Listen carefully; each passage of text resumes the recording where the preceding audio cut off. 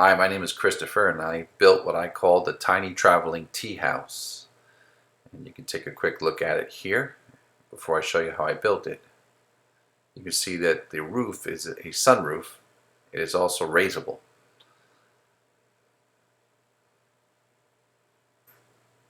Take a quick look inside. You can see it has bamboo flooring. It has room for 2 futons or 1 futon to be out along with the tea set and traditional pillows.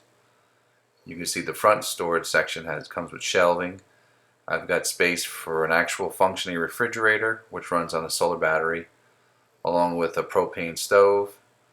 And I also have several fans that also run from the solar battery. The entire unit is entirely off the grid.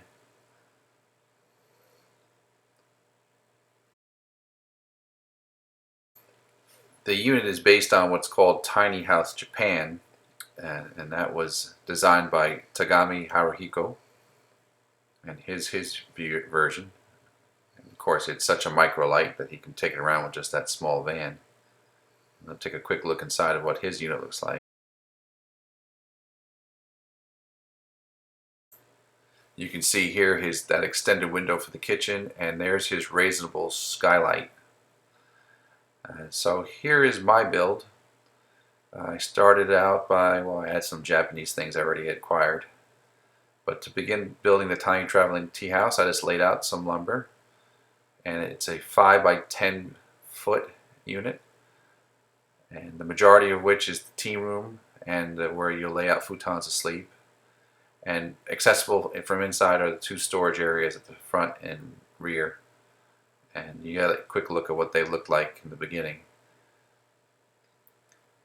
I built it using 2x3s. I considered 2x2s, but I was concerned with that. It was built into a flatbed 5 foot, 10 foot trailer, a brand new one. I removed the boards to really reduce the weight and just built the house into the frame itself, which to me is the way to go. And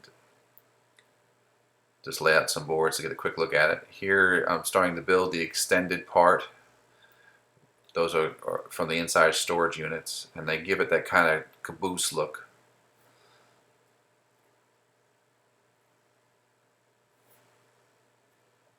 I use thermoply rather than plywood again to keep it ultralight, and that gives the building extra strength, and of course it insulates.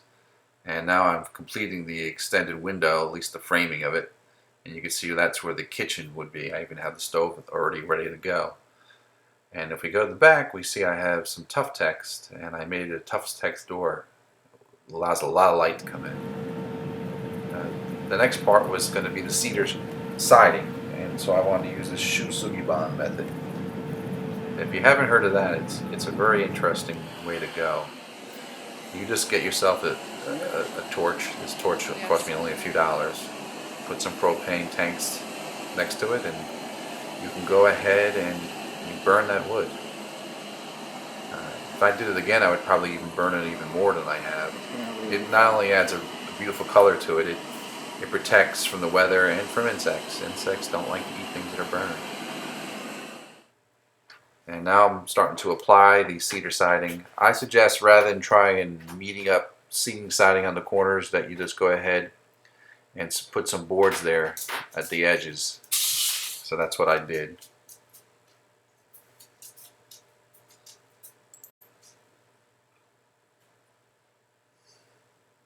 At this point I was going to put some insulation inside. Even though I have lots of windows, I thought I wanted to have some experience doing that. So I have insulation tape there. And working with that tape was such a pleasure, I even filmed a bit of it.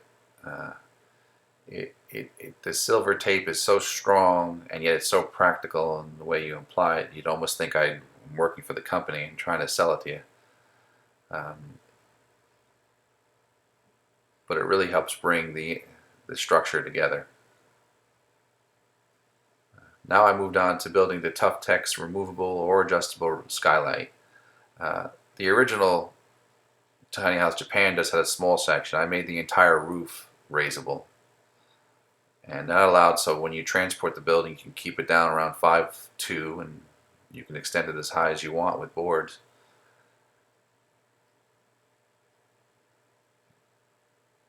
And that's a quick glimpse of what it looks like through there. I took some night film just to show the solar lights, just some of the solar lights I had. I didn't even have them all turned on. I really like the idea of that I'd never have to plug this in or bring this to any, RV park. It's fully functional and off the grid. And at this point I'm finishing up the siding and I'm starting to put windows in. I put some acrylic windows in, but ultimately I liked working with the Tough Text. Oh, there's my Studio Ghibli insignia. I preferred working either with the Tough Text or screens. I have Ondura roofing. You just buy those for like $15, $18. You buy like a whole 8-foot strip. I cut it up and just put it around the other edges of the roof, and it looked rather Japanese the way it was curved. If we take a look inside, I've now got the cedar inside, inside the internal siding, and it's very pleasant to be around that cedar. And you can see what the storage sections look like now that they're getting close to being completed. A quick view again of the roof. That light just really is a very practical thing when you build something that's only 50 square feet. It gives you really the feeling that you're open. It's not claustrophobic at all. Now here's some of the solar panels I use. I use the smaller one for iPhones. That one's for an iPad. And I have my bamboo flooring, and I have those are, I forget what types of seats those are called, but just floor chairs, I think. And there's my Japanese table. And here's a quick look as it's really starting to come together. I have screen windows there, and even there's a screen window there for the cooking section. And that was the first artwork I had up. I found something that was even more fitting a bit later. And you can see the futons in there now. They had come by the mail. And you can actually have two of them open at the same time.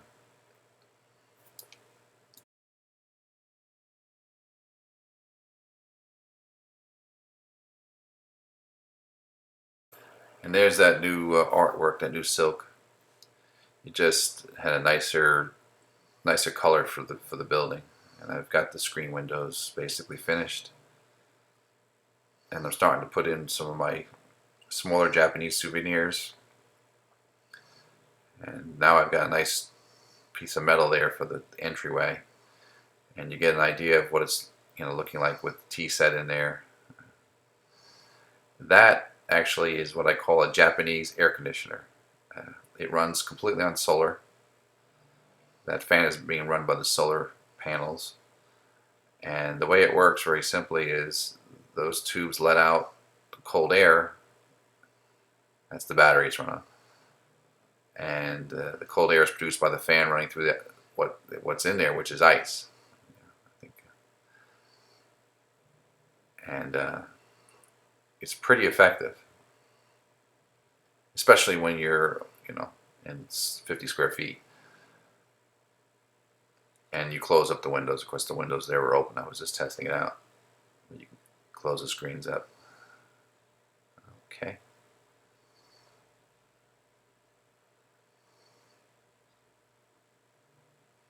And now I've moved that silk over to the dining area. I went ahead and put a smaller table in there as well, just to make it easier to maneuver around.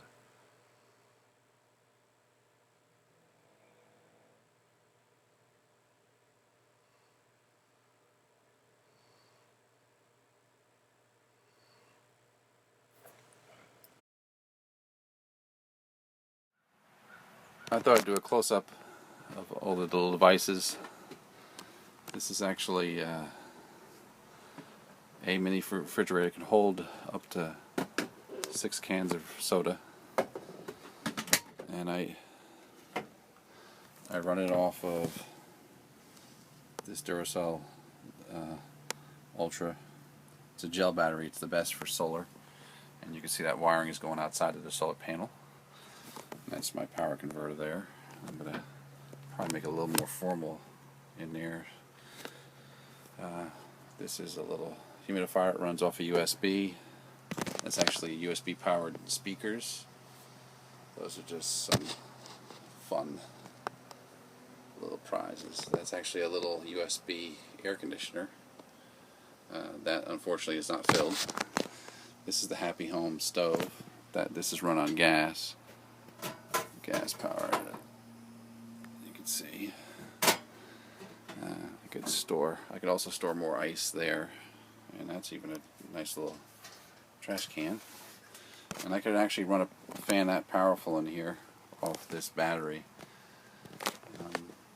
Those are the devices I have so far. Of course, I have solar up there. Those are lights. These are solar lights that will go on when it gets dark. On the other hand, if for some reason all my solar fails me, that's an old gas lantern, and that's a battery. So I have lots of choices. And since I have the beds, the futons out, the futon sections are empty right now. I could store things in there as well.